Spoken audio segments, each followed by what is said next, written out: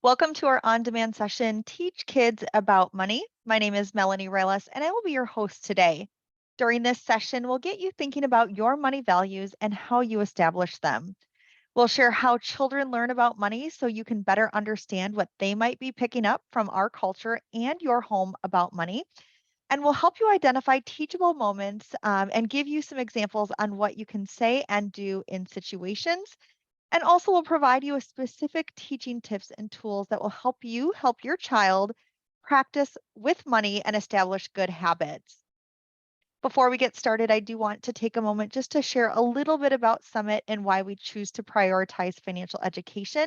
And that is because at Summit, we believe that no matter where you're at in life, making smart choices really is the key to being financially successful. And that starts with the right tools, the knowledge, and the resources. Now, money values are set of external and internal factors that determine how you feel about money. And they shape the decisions you make about money, whether to spend or save every single day. Now, your money values are shaped when you are very young. And these childhood experiences with money could be your income, your friends, and how your parents managed or even talked about their money, which was created to ultimately bring you what your money values are. Now, these money values are core to your beliefs on how money should be spent, saved, and used to create the life that you want. And that's why it's so important to understand your money values and what they are, because your kids are watching you. They're also learning from you at a very early age on how you manage your money, and they will repeat the things that they've learned when they are older. Now, often we talk about money values and how they align with your current spending habits. And for example, if you are committed to eating organic food, which you might value, are you spending your money in this area and how are you doing so? If you have a child who wants to go to college and have a part time job, are they saving for college or spending their entire paycheck that they have right now? Is their money being spent on things that they certainly value as well? And so I want you to take a moment just to think about this and feel free to pause the video to think about what your money values are. Now let's do a quick reflection activity to help you identify your money values. Go ahead and take a moment here just to close your eyes and think back to your upbringing. What were some of the money messages imparted onto you by your parents? What money advice did your parents give you? Now, as a teen, I can tell you, my mother had talked to me about saving half of my paycheck for college. Now, think about what your money values are now. Let's go ahead and just take a few seconds here and feel free to pause the video again to write down what some of your thoughts are as they come to mind. Now, why kids need to learn about money? And the reason is kids need to learn about money is because they have so many things that are influencing their decisions. And they need to practice making choices now, make mistakes, and then ultimately make good choices when they are older. So, why do kids need to learn about money, especially from you? Now, kids are influenced by television shows they watch, the social media sites that they visit, and the conversations that they have with other kids. Now, the messages they see and hear may not be the messages that you want them to learn about money. And in fact, so many of the messages that kids are seeing are currently to spend in ways on how they currently spend money. Now, rarely do you see messages to kids or even adults about saving money for future purchases. You see a lot of messaging about ways to save money when you spend money, but again, not to save money for emergencies or things that you want to do in the future. Kids look to us for guidance, but if we are not talking about money and how to save money, they will learn about it from someone else. Now, I want to share a little story with you. Do you remember when you were little, when you were watching cartoons and every commercial break, it was the same commercial in the same order over and over again? Now, marketers do that to increase the number of times a child sees a toy or a game on television. The more that they see it, the more a chance they will get to get that message behind, in the advertising. And the message is, you can have fun if you get this toy. And then they see it at the store. Then they ask to buy it because they remember the child in the commercial having fun and they want to do that too. Now, kids receive money as gifts, or maybe you give them money to spend. They have it, and through experiences like saving and spending, they can learn to make wise money decisions with your guidance and based on your money values. Kids are making choices nowadays with their money, and it could be with your money too. Kids need to learn about money and how it has limits, and that there could be some consequences of using all of it. And they need to start learning to make decisions based on comparing needs versus wants. And we just talked a little bit about why kids need to learn about money, but let's talk about how they learn about money. There are three ways that kids learn about money. They learn by example or seeing you as a role model, making their own choices with their money by practicing with money, by being allowed to make money mistakes in safe ways. So let's go ahead and talk about these three ways. Children learn to mimic adult behavior by watching us, which can be mindful of our behavior and our habits when we are saving and spending our money. And you might be teaching money habits that you don't even realize. Now, here's an example. When your family is in the car and you stop for gas, does everyone get out and get a drink or a snack? You are inadvertently teaching your kids that when you stop for gas, you get a snack. Now, could they learn that in some times you pack a water bottle so you don't need to buy a drink or bring a bag of snacks so that you don't have to buy them each time you stop, which ultimately would save yourself money on these convenience purchases? Now, here's another example. When we go out shopping, kids are observing what we put in our carts, but they can't read our minds. They have no idea what goes into the decision to put something into the cart. So here's a tip. Share with them the pros and cons of your decisions and why you made them. Why did you pick the generic brand of pasta but the most expensive pasta sauce? What were the trade offs in the decision to buy something? You can help them and guide them, and they can observe you when you think out loud and express your product comparison verbally. And this can guide children to learn how you are making your purchasing decisions. Now, include children in certain family decisions on spending. For example, your child may be capable of participating in what movie to watch, the lunch or the dinner menu for the week as well. And here's another idea. Make a game of it. Can the whole family work together to reduce the monthly electricity bill by turning off lights or the next grocery bill by creating meals from a sale flyer? Now, these types of games and activities do help kids learn the critical thinking skills they will need later to reduce their expenses in their own monthly budget. Now, kids learn by making choices with their own spending money, determining their needs and their wants, and prioritizing items. Now, here's a tip. When your child wants something when they are at the store, ask them if they brought their own money. If they didn't, they can't buy the item.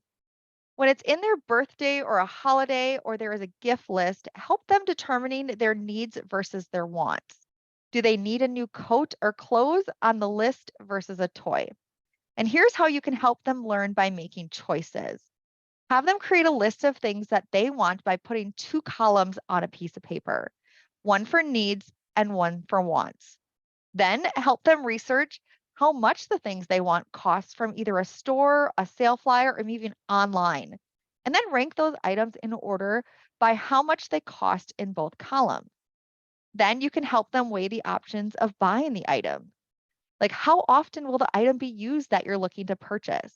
How many other things like it do you currently have?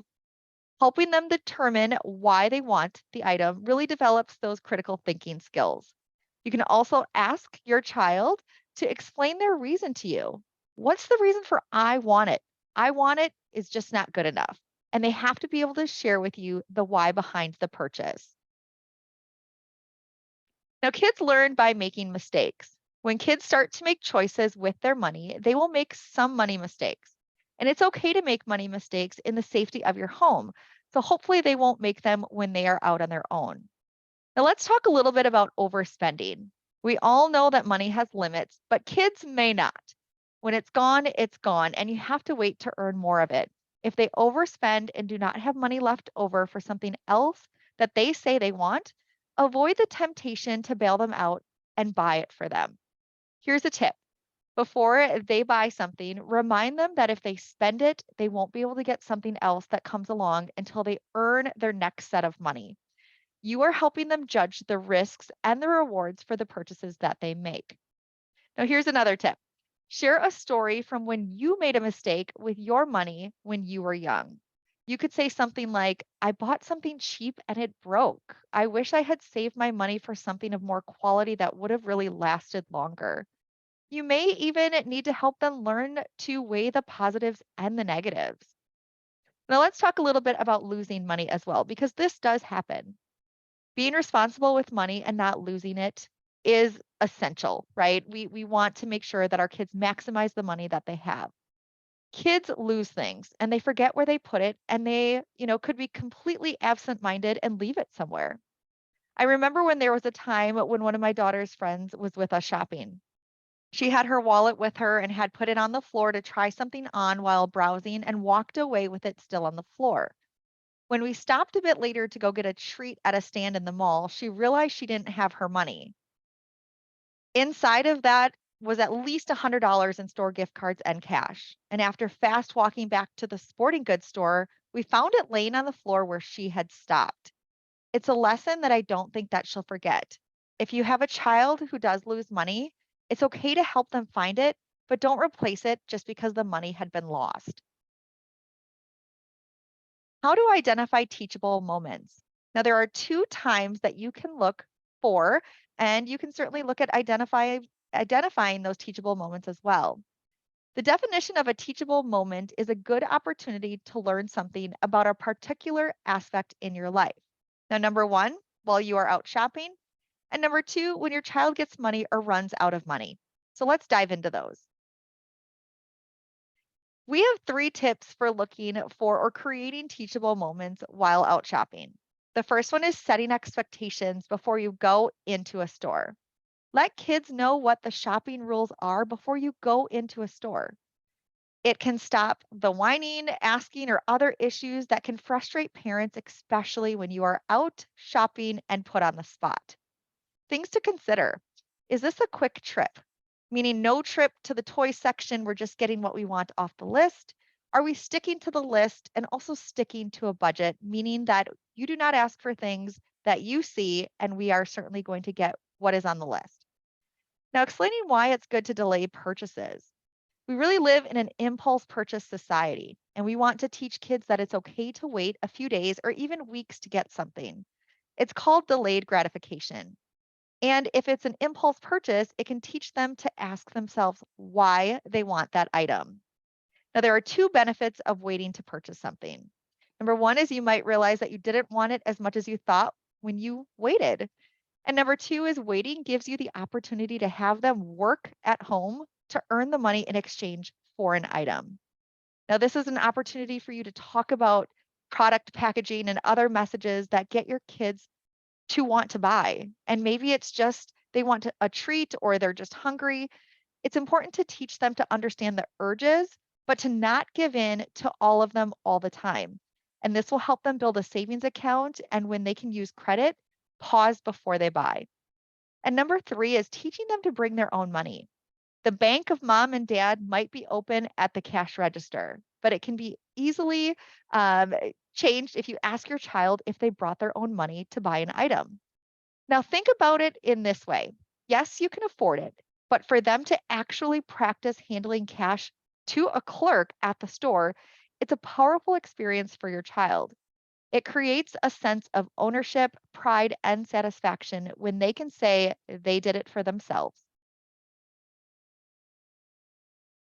Now, let's talk about they get or they run out of money, which can be a teachable moment. Now, when your child gets money, set the expectations that they get to save some of it and spend some of it. It's teaching the idea of paying yourself first at an early age. It's also teaching them to save money for the future. When they run out of money, the bank of mom and dad has many things that they are paying for and currently spending on. And your child might think that when their money is gone, they are going that you're going to buy them the things that they want. It's important to talk with them about how you feel when they have spent all of their money and that they need to wait until they receive more. Now, here's an example. If your child spends all of their money on an expensive brand name sneakers and have nothing left over for movies with friends, they need to understand that you won't just give them the money to go to the movies. They choose to spend all of their money in one way and how they will miss out on something else because they didn't save some of it for the future. This will help them rethink their purchases going forward. Another idea to help them make different choices is to help them look for less expensive alternatives to going to the movies. Now, can the friends watch a movie with someone who already has it at home? Ask them how they could plan so that this does not happen again. You could also look for helping them and find ways to reduce the cost, which Tuesdays tend to be a really good day at a lower rate. Now, teaching techniques. Let's give you 5 specific teaching techniques for teaching children about money. Number 1 is practice buying something and counting money. 2, opening a savings account and making deposits. 3, save, spend, and give jars, or it could even be multiple savings accounts. 4, setting allowances. And then also number 5, setting goals. Let's talk about practicing buying something first. Now, you can role play and have fun at home by practicing spending money with a play store. Now, how can you help your child practice buying something, which gives them critical thinking skills as well as create some independence and freedoms to make their own choices? The first one is set up a play store at home. And this works really well with the younger children since they've got a tangible thing in hand that they can certainly work with. Now, you can literally give them some play money from a board game or print some out from the internet and have them shop from your pantry. Now, here's an example. My daughter used to ride her small tricycle around the house and buy some canned goods from the pantry and take them back to her room for stuffed animals. Just a simple practice that gave her something to do and taught her some money lessons. Now, the second one here is at the store. You can have your child be in charge of coupons for the items that you buy. You can also play a part in your shopping cart, which typically is helping organize in a certain way where you're potentially keeping track of what the cost is for your entire purchase. You could have your child hand the cashier money and even collect back change. Now, when they put change back in your wallet or in their wallet, for example, they are learning to safely keep track of their money. Now, you could also teach children what you do with your spare change. Where do you keep it and do you save it? Now, teaching tool with money jars. A great first step in a teaching tool about money is giving them a coin jar, and they will love to put their money in and take it out. It becomes a great tool to match sizes of colors of money, to teach how, to look at the different sizes of like dimes versus a quarter or even a nickel. And we recommend helping them learn to separate out their money at an early age. And you could see the image here on the screen where you could even put a piece of tape on there and you can handwrite on there how it should be categorized. We recommend 3 jars or even different piggy banks, and that could be a save, a spend, and a give category.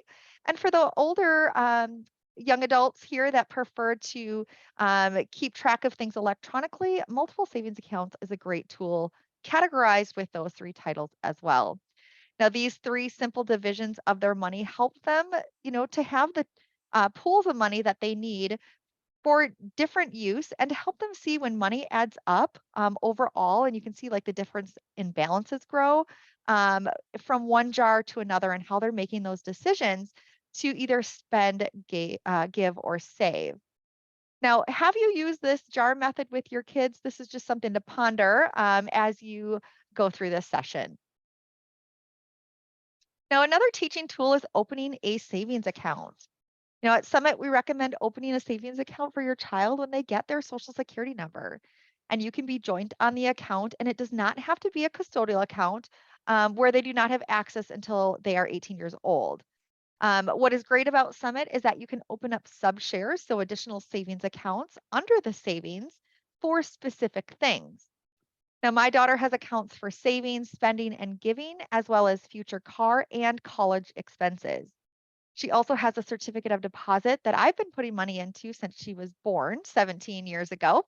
And it's never too early to teach your child the power of saving money and watching it grow, especially with those small amounts over time definitely add up.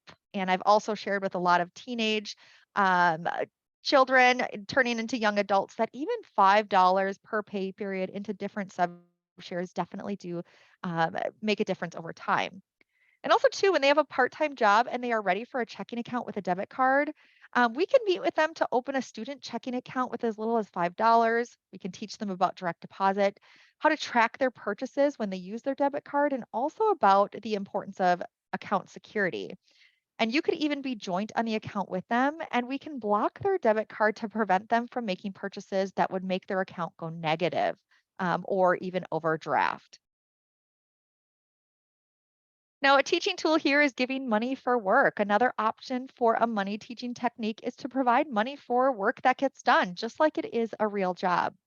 Now, some of you might be making some of these tasks as non negotiable things a child does as a part of being in the family. But there are some of you that might want to provide them with money for things that they do for you. Even if it's a small amount, they get the idea that they can work in exchange for money. And you can put them in cash, or you can even transfer money into their account within online banking that they can see.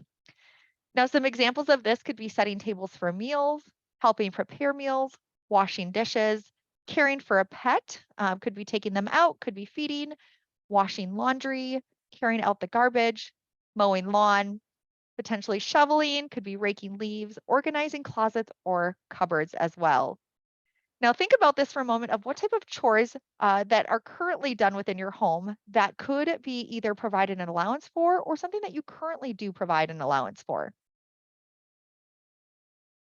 Now, teaching tool, create goals and monitor progress. Now, I wanted to talk briefly about helping a child set financial goals and helping them reach it. And really, you are helping them plan for their spending and saving for a specific purpose. Now, you can have them write down what they are saving their money for and how much it will cost ultimately for what they're looking to buy. You could even have them create a poster for what they want, cut it out of a magazine and paste it to a piece of paper, kind of as a visual. And then on that paper, you could have them write in the amount they are starting with and add to it each time that they have saved more money towards that goal. Now, here's an example of what you might want to do on that slide. You can see where you are adding to the amount saved and getting to the new total that is saved as well. Now, let's spend a couple minutes reflecting on the things that we talked about today. What is your money teaching plan moving forward? Are you looking for teachable moments? Are you helping your child practice with money? Set a time frame and set a reminder in your phone to help hold you accountable. And this could even be something that even at like your bill pay time, it's something where you kind of take a moment just to sit down and have a teachable moment. Now, just want to go ahead and have you just take a couple seconds here. And again, you can certainly go ahead and pause this since this is our on-demand recording here, and just have you consider these questions. What is it that you certainly want to instill in your children, especially when it comes to teachable moments on the money side? What are those teachable moments that you want? And how are you going to have them practice with money? I thank you so much for joining me for our on-demand webinar here, teaching kids about money. Feel free to send us an email at financialwellness@summitcreditunion.com with any questions that you certainly have. Thank you so much for joining us today. Be well.